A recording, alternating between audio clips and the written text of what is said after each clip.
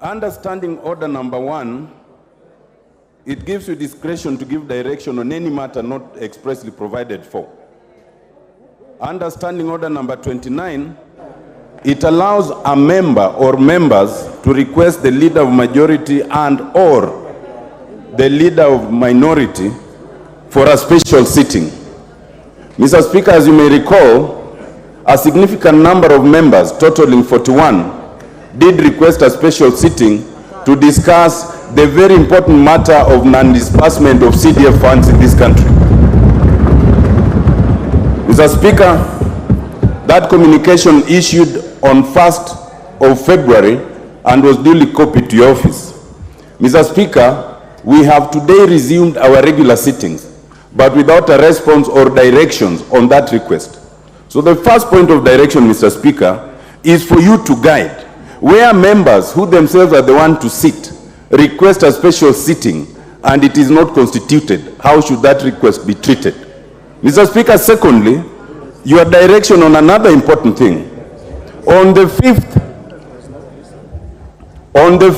of December 2023, Mr. Speaker, at the continued push by members, you did issue communication, having been given information that the funds would be disbursed before the end of December. That was on 5th of December. It now appears, Mr. Speaker, that the Cabinet Secretary for Treasury may have misled our Speaker. Where a Cabinet Secretary who is answerable to this House misleads the leader of this House, how should we treat that? Mr. Speaker, I know that we are yet to constitute the House Business Committee. But Mr. Speaker, this is an important matter where we need direction, because the directions that we are given or we take may well constitute our consideration of whether the House Business Committee as proposed is appropriate or not.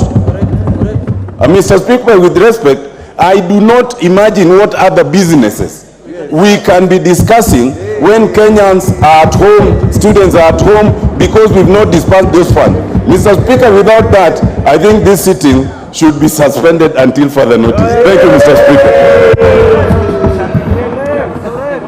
Order, honorable members. Honorable Otiende, Amollo, Senior Counsel. You have a legitimate point, but your prescription is unnecessarily drastic. We can resolve the issue without suspending our sitting, particularly on day 1, when we want, in fact, to facilitate you to move the motion, if you wish, for members to debate. Number 1, the letter you wrote, you addressed to the majority leader and the minority leader, only copied to Mr. Speaker. And it's those two leaders who would have then motioned the Speaker to call for a special sitting. None of them did. Order, honorable members, order. So it is not within the Speaker's competence to call for a special sitting. It's within the Speaker's competence to convene a special sitting when he has been motioned by a member, and it's the leadership. But it's now water under the bridge. We are sitting anyway. So we can allocate you time at an appropriate time, not today, so that you can discuss this important issue. Today being the first day, order CNN, I'm sure you know the standing orders. Today being the first day, we don't have a House Business Committee. So there is no business that has been approved and designated to be transacted.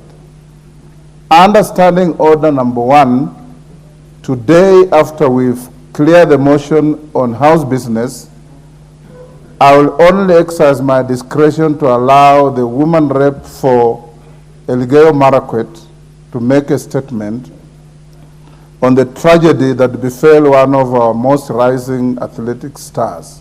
It will be a very short statement. I have approved it for the CDF issue.